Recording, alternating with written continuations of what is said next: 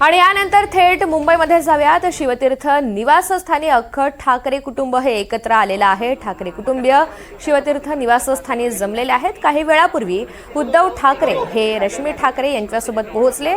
आदित्य ठाकरे सुद्धा आलेले आहेत आणि आज मकर संक्रांतीचा सण आहे। या सणानिमित्त अख्खं ठाकरे कुटुंब हे एकत्र आल्याचं चित्र आपण पाहतोय। तर दुसरीकडे आज ठाकरे बंधू हे मुंबादेवीच्या दर्शनासाठी सुद्धा जाणार आहेत। काही वेळातच ते रवाना होतील अशी सुद्धा माहिती मिळते। मात्र त्यापूर्वी या सणाच्या निमित्तानं अख्खं ठाकरे कुटुंब एकत्र आल्याचं आपण पाहतोय। ही एक्सक्लुझिव्ह दृश्य तुम्ही एनडीटीव्हीवर पाहत आहात। आज मकर संक्रांतीचा सण आहे आणि त्या निमित्तानं अगदी सकाळीच उद्धव ठाकरे हे राज ठाकरे यांची भेट घेण्यासाठी पोहोचले। यावेळी मात्र कोणता राजकीय कारण आपल्याला पाहायला मिळत नाहीये।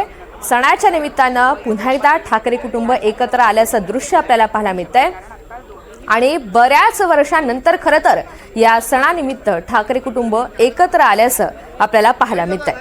तर ठाकरे कुटुंबीय काही वेळातच मुंबादेवीच्या दर्शनाला सुद्धा रवाना होणार आहेत। खरं तर उद्या मतदान आहे आणि मतदानाच्या एक दिवस आधी मुंबादेवीच्या दर्शनासाठी अख्खं ठाकरे कुटुंब हे रवाना होताना आपल्याला पाहायला मिळेल। सागर कुलकर्णी आपल्या सोबत आहेत। अधिकची माहिती त्यांच्याकडनं जाणून घेऊयात। सागर, ठाकरे कुटुंबीय शिवतीर्थ निवासस्थानी एकत्र आलेले आहेत। काही वेळातच मुंबादेवीच्या दर्शनाला सुद्धा जातील। अपडेट्स काय?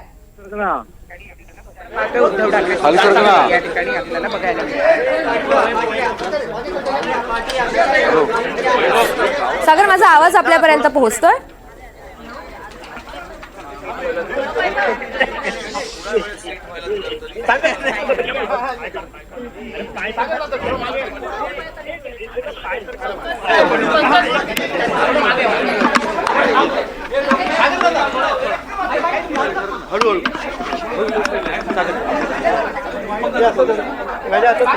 तर उद्धव ठाकरे, राज ठाकरे, संजय राऊत आपल्याला एकत्र पाहायला मिळत आहेत आणि शिवतीर्थ निवासस्थानी आता ते माध्यमांशी बातचीत करत आहेत, चर्चा करणार आहेत आणि उद्या मतदान होत आहे। मात्र त्यापूर्वी एकत्र आलेलं हे ठाकरे कुटुंब अर्थातच सगळ्यांचं लक्ष सध्या वेधून घेत आहेत आणि या दौऱ्यापूर्वी आता राज ठाकरे आणि उद्धव ठाकरे माध्यमांशी चर्चा करताना नेमकं काय भाष्य करतात हे पाहणं सुद्धा महत्त्वाचं असेल।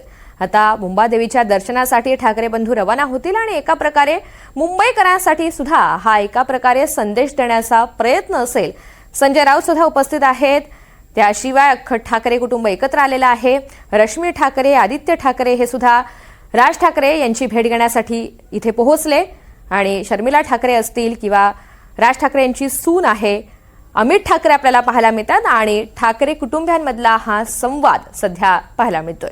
आज मकर संक्रांतीचा सण आहे। या सणाच्या निमित्तानं खरं तर अनेक वर्षांनी हे ठाकरे कुटुंब एकत्र आलेलं आहे। गेल्या अनेक वर्षांची कटुता संपुष्टात आली आणि आता एकत्रित सण सुद्धा साजरे करताना ठाकरे बंधू पाहायला मिळतात। आदित्य ठाकरे, रश्मी ठाकरे यांची राज ठाकरे यांच्या निवासस्थानी भेट झाल्यानंतर आता काही वेळात ते मुंबादेवीच्या दर्शनासाठी सुद्धा रवाना होणार आहेत आणि उद्या मतदान आहे। मात्र त्यापूर्वी एकत्रित ठाकरे कुटुंब हे रवाना होताना पाहायला मिळेल आणि एका प्रकारे हा संदेश दिला जाणार आहे ठाकरे कुटुंब हिंदुत्वाचा आणि एकंदरीतच या मुद्द्याचा। या सरकारला काय हवंय याच्यासाठी म्हणून निवडणूक आयोग जे काही काम करते याच्यामध्ये काल त्यांनी एक नवीन नोटिफिकेशन काढलं की आज मतदानाच्या आदल्या दिवशी तुम्ही 5 वाजेपर्यंत मतदारांना भेटू शकता। ही नवीन प्रथा, नवीन पद्धत कशी काय आली आणि कुठून आली ही काही कल्पना नाही आणि आजच कशी अचानक आली, जी विधानसभेला का नव्हती, जी लोकसभेला का नव्हती, जी अगोदरच्या कुठच्याही निवडणुकांना का नव्हती, ही आत्ता कशासाठी आली। आणि त्याच्यात त्यांनी सांगितलं की तुम्ही मतदारांना जाऊन भेटू शकता पण पत्रकं वाटू शकत नाही, मग कदाचित पैसे वाटू शकता असं त्यांना म्हणायचं असेल। ही मुळात मुभा मिळाली का, दिली का आणि हा कायदा बदलला का, हे नव्याने या सगळ्या गोष्टी ज्या आणल्या जात आहेत ह्या कशासाठी आणल्या जात आहेत। ह्याच्यातली अजून एक दुसरी गोष्ट, आत्ता त्यांनी एक काहीतरी पाडू नावाचं एक काहीतरी मशीन आणलंय, प्रिंटिंग ऑक्झिलरी डिस्प्ले युनिट। हे कोणत्याही राजकीय पक्षाला सांगितलेलं नाही, कोणत्याही राजकीय पक्षाला दाखवलेलं नाही आहे. मला असं वाटतं आता उद्धव ठाकरेंच्या पत्रावरती निवडणूक आयोगाला हे पत्र गेलेलं आहे की हे तुम्ही आम्हाला कधी दाखवलं नाही. हे नवीन काय युनिट आणलंय तुम्ही, हे लोकांनाही माहिती नाही, जनतेलाही माहिती नाही. आणि हे नव्याने तुम्ही आता हे त्या EVM मशीनला लावणार आहात.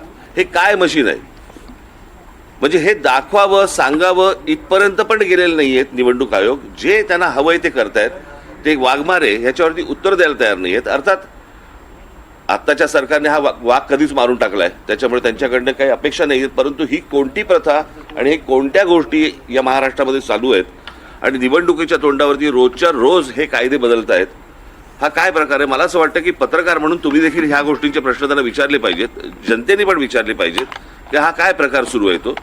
आणि म्हणजे सरकारला जी गोष्ट हवी आहे ती गोष्ट करून देण्यासाठी म्हणून निवडणूक आयोग आहे का? त्यांना ज्या काही सुविधा हव्या आहेत आत्ता सरकारला त्याच्यासाठी म्हणून आत्ता निवडणूक आयोग काम करतंय का? हा आमचा सगळ्यात महत्त्वाचा प्रश्न आहे. आमच्या दोन्ही पक्षाच्या सर्वच इतर राजकीय पक्षांच्या माझे सहकारी जे काम करणारे आमचे सगळे जेवढे सहकारी आहेत, शिवसैनिक आहेत, महाराष्ट्र सैनिक आहेत, या सगळ्यांना आम्हाला सांगायचे की सतर्क राहा, की तुम्ही आपल्या विभागामध्ये आपल्या बूथवरती कोणकोणत्या गोष्टी चालू आहेत ह्याच्यावरती तुमचं लक्ष असलं पाहिजे. हे आत्ता जे सत्ताधारी पक्ष आहेत ह्यांचे जे उमेदवार जे लोकांकडे जात आहेत त्यांच्यावरती लक्ष ठेवा. हे कुठे काय पैसे वाटत आहेत, कारण आता अनेक रील्स ही आत्ता बाहेर आलेली आहेत, तुमच्या मार्फतही अनेक गोष्टी बाहेर आलेल्या आहेत की याच्यामध्ये कशा प्रकारे पैसे वाटले जात आहेत. भारतीय जनता पक्षाच्या आणि शिंदेच्या त्या पॅम्पलेटच्या आतमध्ये 5-5 हजार रुपये टाकून ते पैसे वाटले जात आहेत. त्यातल्या आनंदाच्या अनेक काही गोष्टी आहेत की ज्याच्यामध्ये लोक नाकारतात पण आहेत. ही पण एक आनंदाची गोष्ट आहे. परंतु या सगळ्या गोष्टींसाठी हारलेली गोष्ट पुन्हा जिंकण्यासाठी म्हणून निवडणूक आयोग सरकारला मदत करतंय, हे हा आमचा निश्चित आरोप आहे निवडणूक आयोगावरती. आणि मला असं वाटतं की जनतेने आणि शिवसेना आणि महाराष्ट्र नवनिर्माण सेनेच्या पक्षातल्या सर्व आमच्या सहकाऱ्यांना महाराष्ट्र सैनिकांनी आणि शिवसैनिकांनी सतर्क राहावं एवढंच फक्त सांगण्यासाठी आज तुमच्यासमोर आलो.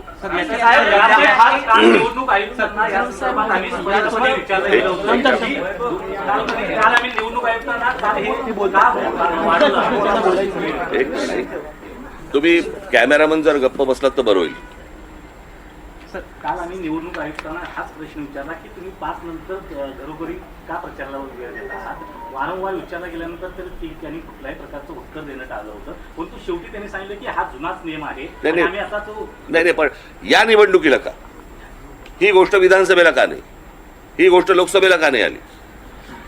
या निवडणुकीला असं काय वाटलं की तो जुना नियम परत बाहेर काढावा? ईव्हीएम पण जुनी आहेत आणि हे जे काय नवीन मशीन आणतायत त्याच्यावरती त्यांचं असं म्हणणं आहे की ती ईव्हीएमची मशीन जुनी झाली आहेत म्हणून आम्ही त्याला एक युनिट लावतोय. इमर्जन्सी वापरलंय.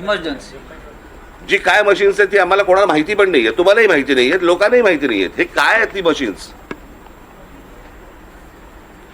म्हणजे काय प्रकारचं राजकारण महाराष्ट्रामध्ये सुरू आहे आणि काय प्रकारच्या निवडणुका महाराष्ट्रामध्ये सुरू आहे. मला असं वाटतं की ही गोष्ट सर्वांनी लक्षात घेण्यासारखी आहे, घेतली पाहिजे आणि आमच्या लोकांनी सतर्क राहावं एवढंच फक्त मला 2012चा परिच्छेद त्यांनी वाचून दाखवला का? मला असं वाटतं ह्याचं उत्तर दिलं मी, याच प्रश्नाचं उत्तर दिलं ना मी आता. त्यांनी 2012 मी परत त्याने हाच प्रश्न विचारला ना, तेच प्रश्न नका विचारू, नवीन काय त्या असेल. यंत्राच्या बाबतीमध्ये पत्र लिहिलेलं आहे, परंतु त्या व्यतिरिक्त करण्यासारखं काय? आता तुम्ही निवडणूक आयोगाला जी मागणी नेमकी काय करतात हे डिस्कनेक्ट करण्यात यावं, जुनी जी पद्धत आहे नाही अहो प्रश्न अर्थातच ना हे कोटचं मशीन आहे, हे दिसतं कसं? यातनं काय होतं हे तुम्हाला साधी गोष्ट आहे. आता ईव्हीएमचं मशीन असतं, तिथे तुम्ही त्या बूथवरती लोकांना बोलवता, सर्व राजकीय पक्षाच्या लोकांना बोलवता, बटन दाबायला सांगता, त्यांना सांगता की क्लिअर आहे, बरोबर की नाही, दाखवता की नाही. हे आतापर्यंतची प्रथा आहे. हे नवीन मशीन जे आलंय हे राजकीय पक्षांना दाखवावं असं पण नाही वाटलं.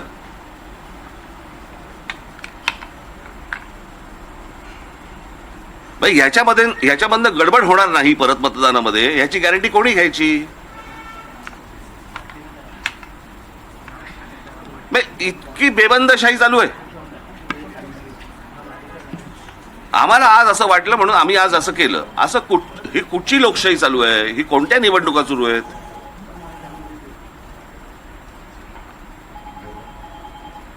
ठीक आहे, आपल्या मार्फत फक्त एवढंच सांगायचं होतं. धन्यवाद.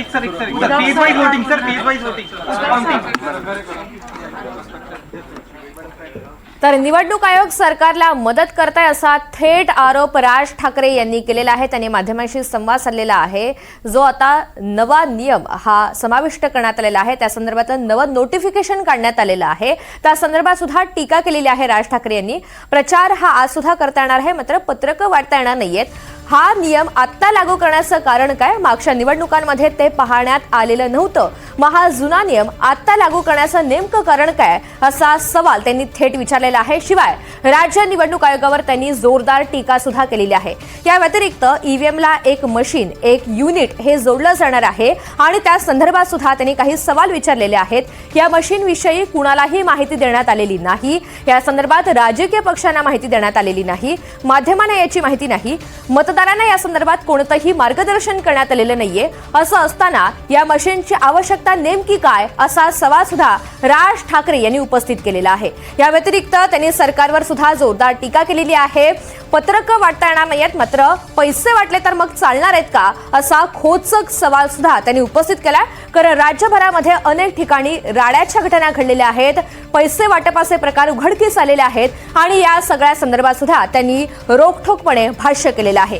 ज्या घटना घडलेल्या आहेत तिथे काय कारवाई केली जाते किंवा काय कारवाई केली जाणार आहे का, असाही सवाल त्यांनी उपस्थित केलाय. अगदी काही वेळापूर्वी त्यांनी माध्यमांशी संवाद साधताना हे सगळे मुद्दे उपस्थित केलेले आहेत आणि ज्या ईव्हीएम सोबत मशीन्स किंवा युनिट्स लावल्या जाणार आहेत त्या डिस्कार्ड करण्यात याव्या, अशी सुद्धा मागणी राज ठाकरे यांनी केली आहे. पत्रकं वाटू शकत नाही, मग पैसे वाटू शकतात का, असा खोचक सवाल त्यांनी निवडणूक आयोगाला विचारलाय. लोक पैसे नाकारतात ही चांगली गोष्ट आहे, तर दुसरीकडे आता प्रचाराची जी मुदत किंवा वेळ वाढवून देण्यात आलेली आहे ती नेमकी का, हा अचानक निर्णय का घेण्यात आला, असाही सवाल त्यांनी निवडणूक आयोगाला विचारलेला आहे. एकीकडे उद्धव ठाकरेंचं कुटुंब हे शिवतीर्थ निवासस्थानी दाखल झालेलं असतानाच ठाकरे बंधू हे माध्यमांसमोर आले आणि त्यांनी भाष्य केलेलं आहे. काही सवाल त्यांनी राज्य निवडणूक आयोगाला विचारलेले आहेत. जी वेळ वाढवून देण्यात आलेली आहे प्रचारासाठी, त्या मुद्द्यावर त्यांनी मुख्यतः भाष्य केलेलं आहे आणि राज्य निवडणूक आयोगानं या संदर्भातलं उत्तर द्यावं, अशी मागणी सुद्धा केली आहे.